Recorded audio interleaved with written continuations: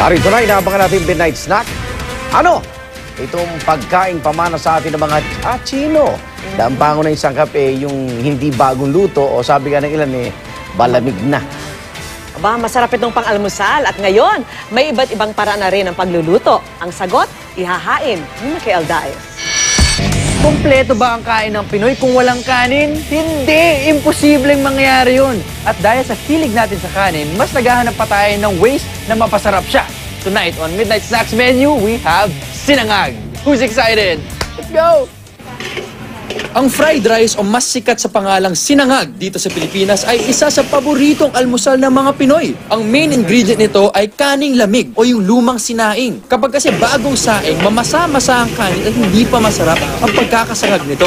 Iginigisa ito sa bawang at binubudburan ng konting asin. At kahit na ano, pwedeng i-partner na ulam dito. Ilan sa mga sikat na katandem nito ay tapa, itlog at longganisa. Pero dahil talagang creative ang mga Pilipino, napakarami ng mga luto ang naisip na iulam sa fried rice.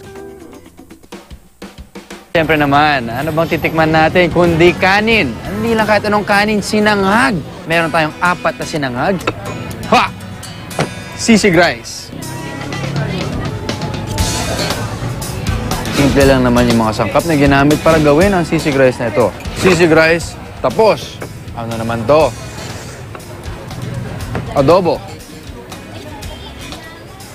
Papansin-pansin sa dalawa, may tamis eh.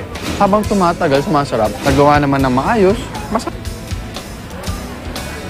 Subukan natin. Mas nakakaumay siya dahil sa tamis at dahil sa marinate na hinalo dun sa kanin. Dahil sa itlog, parang nasalba ang barbecue rice na ito. Yang chow fried rice. Kung kanin lang ang pag-uusapan, kung sinangag lang ang pag-uusapan, ito siguro yung hindi ko kakainin.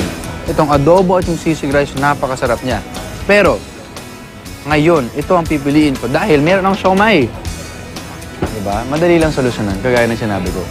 Impluwensya ng mga Chino ang sinangag sa Pilipinas at maging sa buong mundo. Sa kultura kasi ng mga Chinese, malas ang magtapon ng tirang pagkain basta't hindi pa to napapanis. Kapag may sobrang luto, isinasangag nila ang kaning lamig at anumang tirang ulam. Habang patuloy na umiikot ang mundo, nadadagdagan ng variety ng fried rice o sinangag. Sa Asia, sa Amerika, sa Europa o maging sa Africa, kilalang kilala ang sinangag.